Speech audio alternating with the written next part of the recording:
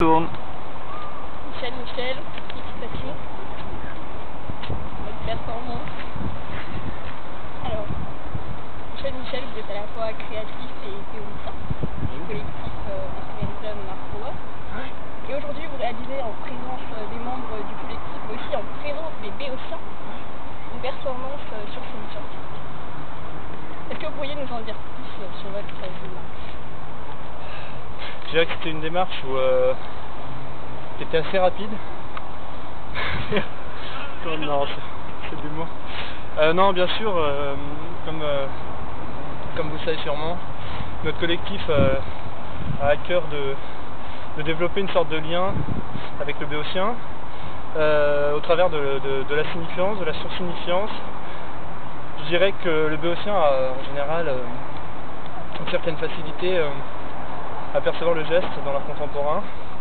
Il a un petit peu plus de mal à percevoir le réflexe, ce qui est assez dommage parce que par le réflexe, si vous voulez, on passe de la signifiance à la sursignifiance, et c'est ce qui manque un petit peu dans la compréhension du béotien. Donc ici, c'est vrai qu'il y avait deux béotiens et demi parce qu'on a un béotien qui fait partie quand même d'une sorte de mouvance, disons, assez proche de l'éphémérisme et le suicidisme, en la présence de Pouillerin. Je dirais que le but c'était de leur montrer que le geste à partir du moment où il y a réflexe à la base, c'est-à-dire décision, spasme créatif, le geste est à la portée de la signifiance d'un béotien, je dirais.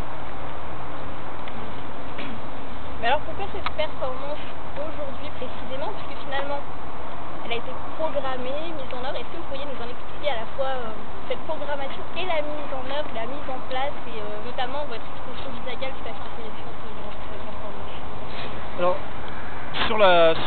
je dirais la programmation, ce que j'ai cherché, c'est l'effet d'annonce, c'est-à-dire me mettre dans une sorte de mouvance contemporaine qui est celle du grand spectacle. Ce que je trouve assez dommage, justement, c'est une sorte de pied de nez. Je préviens, mais il n'y a personne.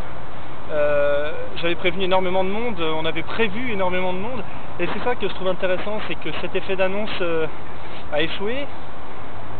C'était un petit peu le but, montrer justement que l'effet d'annonce ne suffit pas. Je pense que les gens avaient peur de venir, peur du geste que j'étais capable d'exposer, peur du réflexe aussi qui est dangereux pour les gens qui n'y sont pas habitués. Vous n'avez pas peur d'un manque d'intérêt quand même? Je pense pas, j'insiste sur le terme de peur,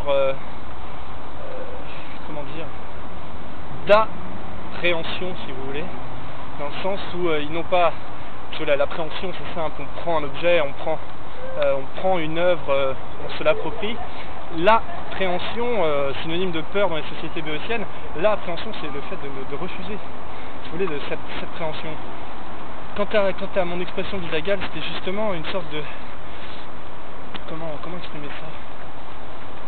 C'est à la fois l'abandon, le courage, la détermination, quelque chose d'assez éphémère, bien sûr c'était totalement éphémériste comme expression. Je cherche une sorte de messerschmittisme, si je puis dire. J'ai cherché à provoquer par cette attitude visagale très proche de ce que je faisais. C'est-à-dire que j'ai cherché un rapport entre l'acte et le réflexe. Si vous voulez, j'ai mis par cette posture faciale, j'ai mis le réflexe à la portée du béotien. Il a compris le geste très bien, j'ai couru, j'ai fait des allers-retours avec un texte signifiant, voire sursignifiant, mais il y avait aussi le réflexe, et le réflexe était là plutôt dans la gestuelle que dans le geste. Donc pour sûr, cette création qui est donc tout à fait éphémère s'insère parfaitement dans notre démarche, dans notre projet de collectif de création. Mais alors quel message sursignifiant vous pourriez adresser aux béotiens qui essayent de suivre finalement notre démarche afin d'atteindre peut-être un stade plus évolué de signifiance, au moins d'assignifiance? Si vous me permettez, je vais parler directement aux béotiens. Bonjour béotiens. Tout d'abord, j'aimerais te dire, tu n'es pas oublié par l'art contemporain. comment te dire ça, comment te montrer que tu peux aimer, être aimé, savoir, sursavoir peut-être, signifier, pourquoi pas. J'ai voulu par cet acte te montrer que quand tu fais un 100 mètres, au moment où, si tu veux, la maîtresse d'école, quand tu es au collège, fait go et que tu cours, si tu as décidé que tu étais artiste, si tu mets de la sursignifiance à cette course, si tu bouges la tête de gauche et de droite, par exemple, je connais un béotien qui pratique cette manière de courir, il atteint une certaine forme de sursignifiance, le mot est beaucoup trop fort, je dirais une forme de cognitivité, de potentiel rapport avec le regard de l'autre. C'est-à-dire que le regard de l'autre ne devient plus automatique, ce n'est plus quelqu'un qui court parce qu'il en a reçu l'ordre, c'est quelqu'un qui court à sa manière parce qu'il en a reçu, disons, la force et la puissance. Oui, béotien, tu as la puissance en toi, peut-être, qui sait. Je pense qu'il faut que tu apprivoises l'art contemporain. L'art contemporain te fait peur, je te comprends. Avant toi, j'étais comme toi. Avant toi. Avant tout, j'ai envie de dire. J'étais comme toi, j'avais peur, j'étais insignifiant. Il faut employer des termes un peu forts. Je sais que tu aimes ça, le béotien, tu regardes beaucoup le journal télévisé. Imagine-toi que c'est une sorte de journal télévisé de ce que tu devrais être, alors que le journal télévisé te montre ce qu'il veut que tu sois. Tu vois ce que je veux dire? Merci pour ce message pour le béotien. Une petite dernière question essentielle. Aujourd'hui, le collectif s'est réuni pour cette performance, spécialement. Oui. À ce titre, on peut parler finalement du développement de votre individualité de créatif dans une démarche collective, finalement l'être dans son ensemble. Est-ce que vous pensez que cette démarche est amenée à se développer au cours des prochaines performances organisées par le collectif? Et quel apport cela représente pour vous et pour le collectif? Très bonne question qui demande un microseconde de réflexion. D'abord, je voudrais juste revenir sur quelque chose.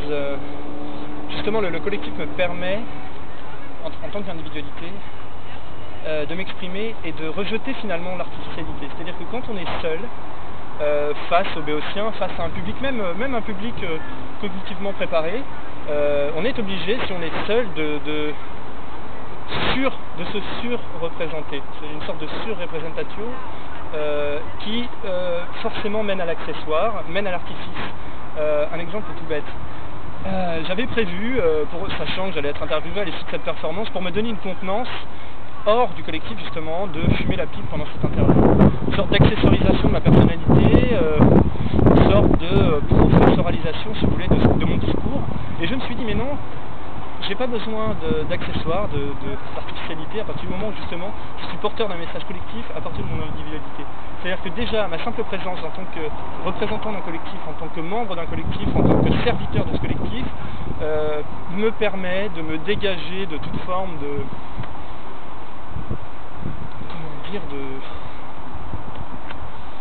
d'environnement artificiel, je n'ai pas besoin d'objets, je n'ai pas besoin de...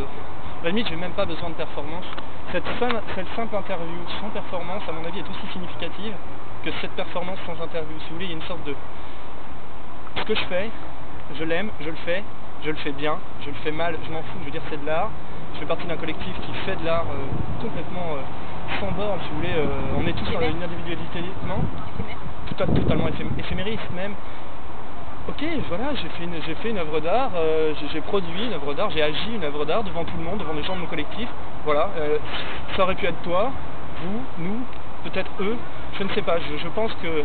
Finalement, tout le monde y a participé. Exactement, je crois que d'abord, j'ai essayé d'englober la plupart des gens dans la réalisation de mon projet, que ce soit par des questionnements, enfin je pense notamment à Jean Gunther qui est un très grand questionneur, qui m'a beaucoup aidé, puis après tout c'est un artiste, merde.